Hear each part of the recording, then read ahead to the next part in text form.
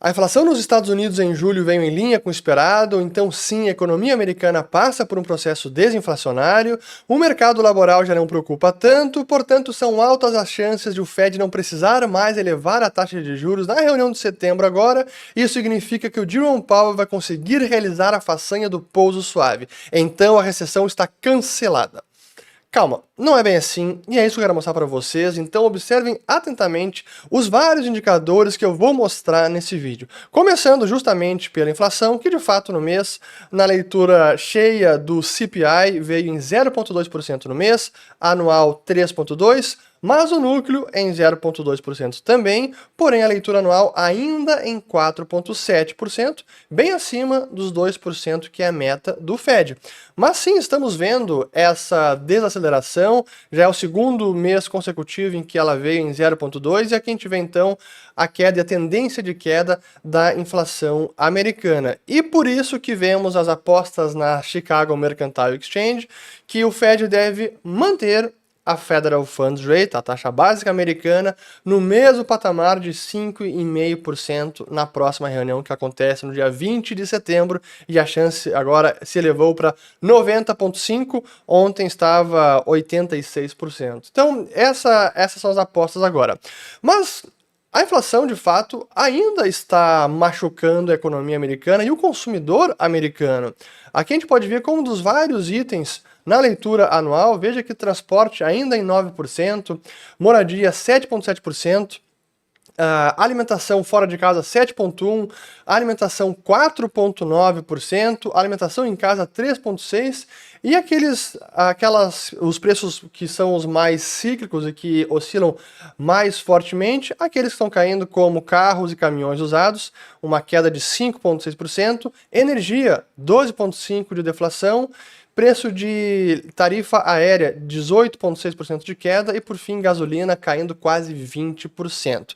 Mas a inflação ainda está elevada. E aí quando a gente faz a decomposição desses indicadores, e para olhar também a tendência, realmente serviços ainda está no patamar elevado, quase 6%, desconsiderando a parte de moradia dentro de serviços, aí a desinflação é maior, mas ainda temos aqui bens duráveis, que são os que estão caindo, até mostrando uma deflação agora em julho, novamente mostrando moradia do CPI, que é a inflação oficial, mas também moradia dentro do PCI, que é a inflação preferida do Fed, ambas estão registrando altas anuais ao redor de 8%.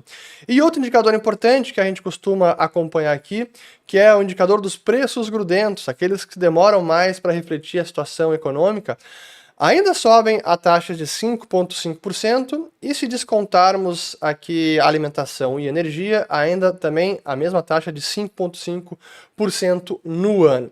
Então isso olhando pela ótica dos preços. O mercado laboral também hoje, quinta-feira da manhã, tivemos, como sempre acontece, a divulgação dos pedidos de seguros-desemprego, e tivemos aqui uma elevação de 248 mil pedidos, um pouco acima do que se esperava, que era ao redor de 230 mil, mas ainda assim nada grave, portanto o mercado laboral não está preocupando e não vemos um aumento do desemprego, e pelo duplo mandato do Fed, emprego está ok, mas preços ainda exigem uma política monetária contracionista mais austera, e é isso que o Fed tem reiterado que vai manter essa posição.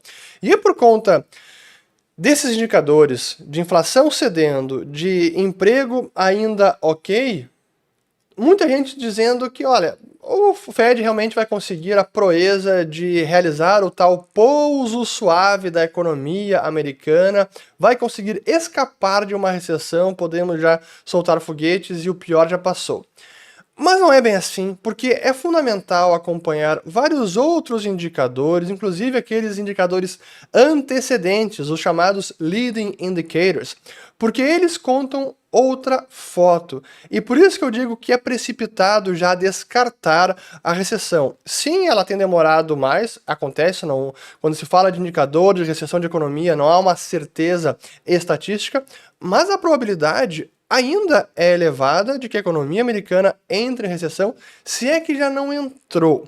Então, mostrando alguns desses indicadores, eu quero começar até pela parte do crédito bancário, que é um indicador antecedente, porque nós temos visto o crédito bancário nos Estados Unidos estabilizar nos últimos meses e na leitura anual até mostrar uma queda forte de crescimento e agora crescendo apenas a 5%. Essa foi a leitura do último dia 26 de julho, sendo que o pico ali depois do pós-pandemia chegou a crescer até quase mais de 12,2%.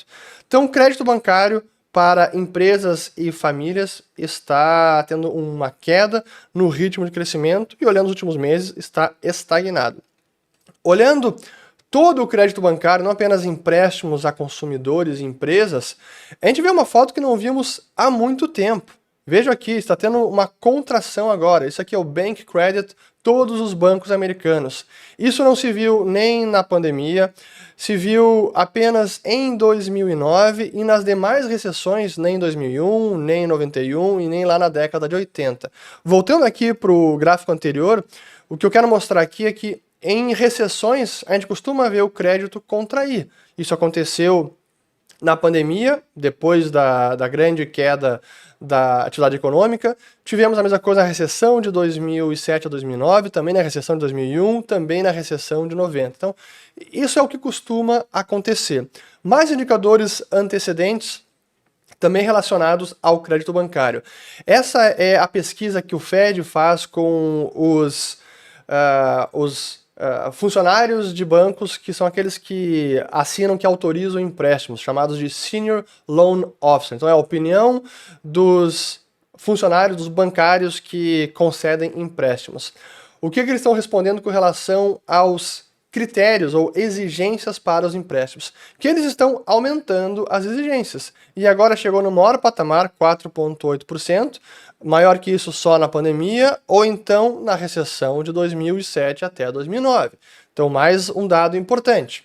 Outro que denota uma complacência ou o mercado má precificando a diferença de risco entre empresas e governos soberanos também, que são chamados spreads. Esse aqui é o diferencial de taxa de juros entre o governo americano e as empresas de high yield, que são aqueles de grau especulativo.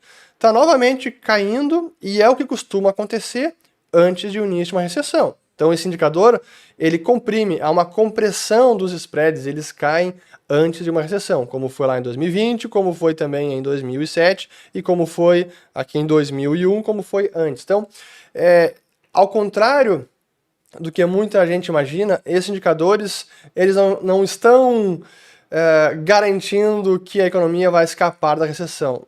Pelo contrário, tudo está em linha com a teoria dos ciclos econômicos e do que diz os indicadores, do que dizem os indicadores antecedentes. Outro indicador importante, esse tem a ver com o setor de transportes, fretes, logística, que é os envios de caixas de papelão para pacotes. Então vejam que esse dado mostra uma queda na demanda que não se via desde a recessão de 2007, 8, 9. Então os últimos 4 trimestres mostrando queda na demanda por caixas para pacotes. Outro indicador importante tem a ver com os gastos do consumidor, e até eu trago uma matéria da empresa Economic Cycle Research Institute, cujo site é businesscycle.com, ou ciclo de negócios, ciclo econômico, que pergunta o seguinte: a força dos gastos do consumidor torna a recessão menos provável? E é o primeiro parágrafo aqui que fala que é sabido que os gastos do consumidor representam mais de 2/3 do PIB dos Estados Unidos. Portanto, supõe-se que um consumidor forte seja axiomaticamente equivalente a uma economia forte e, portanto, a riscos de recessão reduzidos. O padrão cíclico realmente contradiz essa tomada otimista. E aqui eu reproduzo o gráfico que eles utilizam, mostrando primeiro na linha vermelha o gasto do consumidor sobre o PIB e na linha azul, que é o gasto com o investimento privado doméstico também sobre o PIB. E o que a gente vê é essa ciclicalidade do investimento, que é maior do que o gasto consumidor, mas que em meio a recessões, o gasto pode até subir em relação ao PIB, enquanto o investimento cai bastante. A gente teve isso na recessão agora da pandemia, que foi muito breve. Tivemos esse mesmo comportamento observado na recessão da grande crise financeira de 2008, também tivemos isso em 2001, também tivemos isso em 91. Então, é um padrão recorrente com relação ao gasto consumidor e o investimento doméstico privado. Mas eu quero avançar e mostrar agora um dos que eu considero um dos melhores indicadores, que é aquele que é compilado pela Conference Board, que é o chamado de Lei Leading Economic Index, que é um indicador antecedente econômico e é um indicador composto porque ele é feito com vários indicadores. E na leitura recente, a última temos a de junho, a de julho ainda não saiu, o que a gente vê é o seguinte. Então a variação ano contra ano do Lei, que é a linha azul, que mostra uma forte contração, similar ao que foi na pandemia, e similar ao que tivemos também lá em 2008, em 2001. E a linha cinza, que é a variação real do PIB, que ainda não mostrou uma contração, mas se observarmos o padrão histórico, o natural seria esperar uma recessão, portanto uma contração ou uma desaceleração nos próximos trimestres. E aqui tem a decomposição dos indicadores, desde o indicador de crédito, o próprio SP500, que é um indicador antecedente, as ações, assim como o diferencial da taxa de juros americana menos a taxa básica, outros componentes não financeiros, como a expectativa do consumidor com relação às condições dos negócios, o indicador de novos pedidos, as licenças para construção em moradia privada, horas semanais médias na manufatura, novos pedidos de manufatura, a exceção de bens de capital que são não de defesa e excluindo aviões, enfim. Por esses indicadores, o indicador econômico antecedente, está mostrando uma queda. E é por fim que eles mostram que é dessas últimas 3 recessões, que em todos os momentos o indicador lei emitiu um sinal de recessão. Foi em 2000, foi em 2008 ou 2007 ainda, também em 2020 e agora a mesma coisa. Então, pelo indicador antecedente, a economia americana ainda corre muito risco de entrar em recessão. Mas eu quero até ampliar a janela desse indicador, utilizando agora o site do Yardeni Research, que mostra o lei desde a década de 50. Vejam só, tivemos a recessão aqui do final da década de 60, contração do lei, também tivemos a lei em 73, 75, também tivemos forte em 79, também tivemos forte em 81, 82, também tivemos em 91, também tivemos em 2001, também em 2008, também em 2020, e agora estamos neste mesmo nível de contração do indicador antecedente. E não necessariamente uma recessão vai registrar quedas consecutivas do PIB.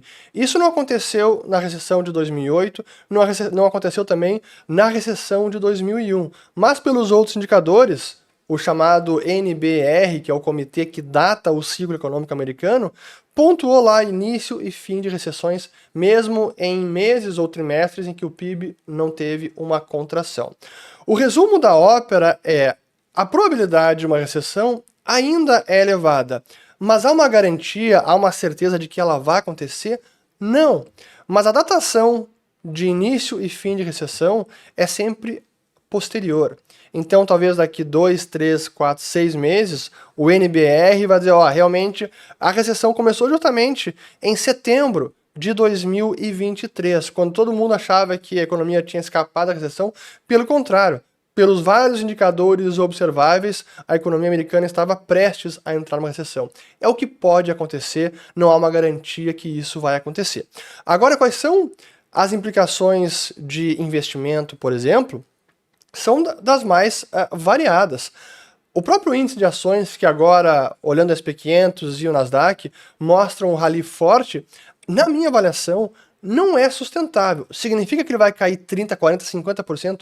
Eu não tenho a menor ideia. Mas olhando deste momento para frente, a relação risco-retorno de aumentar a exposição no mercado acionário americano, para mim não é favorável. Tem pouco a ganhar e muito a perder. E até para mostrar, junto dentro desse relatório aqui do Yardeni Research, ele também contrasta o lucro futuro que está sendo projetado pelos analistas junto com o lei. Deixa eu colocar aqui, ó, vamos lá, estou procurando,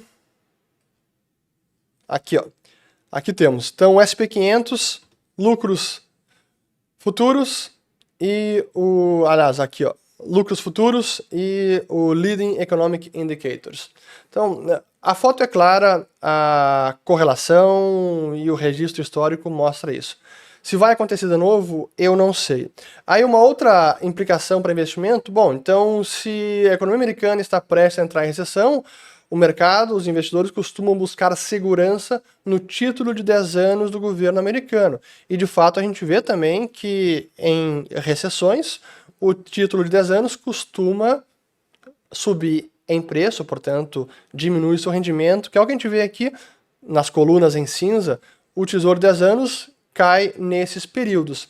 Mas depois pode voltar a subir e dependendo da tendência secular que nós estejamos entrando agora, pode ser que o Tesouro de 10 anos caia durante a recessão, caia nos próximos meses, mas depois, passada uma recessão, ele pode voltar a subir.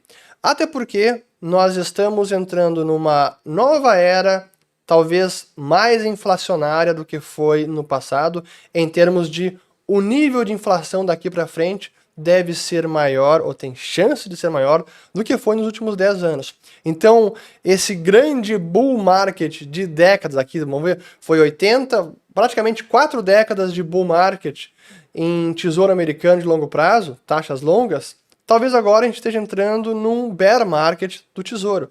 Não sei, mas cuidado para aqueles que querem especular na ponta longa da curva de juros. Por fim, vou deixar aqui mais 2 vídeos sobre recessão americana e sobre inversão da curva de juros, que eu nem comentei aqui, mas também é um dos indicadores preditivos, mas como isso aconteceu há mais tempo, eu não quis chover no molhado. Espero ter gostado, compartilhem esse vídeo, se curtiram o conteúdo, se inscrevam no canal, ativem o sininho, também apertem o joinha aqui de curtir, isso ajuda o YouTube a divulgar ainda mais o vídeo, e volto no próximo. Valeu!